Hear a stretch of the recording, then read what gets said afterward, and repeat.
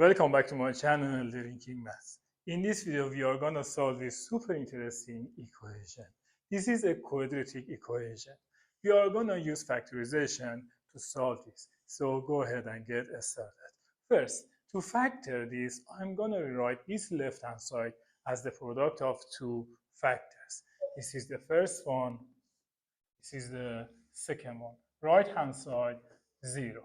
Remember, the first term of each factor is going to be x. I write x here and x here. Now, what is this term and what is this term?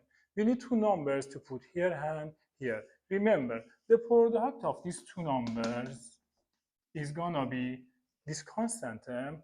Nope. Be careful. In this case, the leading coefficient is not 1.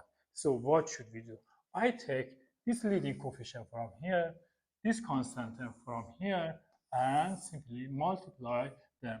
2 times 2 gives us 4. So the product of these two factors is going to be 4. The sum of these two factors, same as those equations with the leading coefficient 1, is going to be the coefficient of x, in this case, which means 5. Now you tell me, two numbers, their product is 4, their sum is 5. Right, 4 and 1. 4 times 1 gives us 4.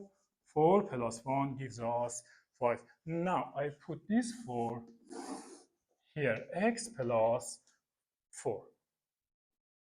Also this one here, x plus 1. Now, product of two factors is 0. So at least one of them must be 0. In this moment, can I set x plus 4 equals 0 and x plus 1 equals 0?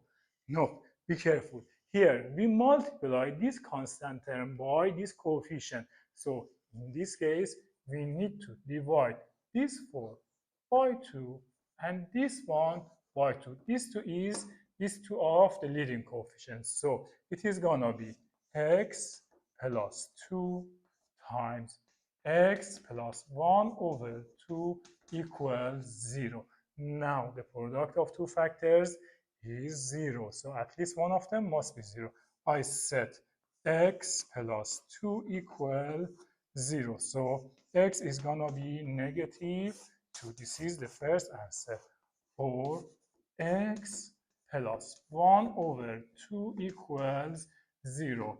It gives us x equals negative 1 over 2. So x equals negative 2 and x equals negative 1 over 2 are two answers of this equation.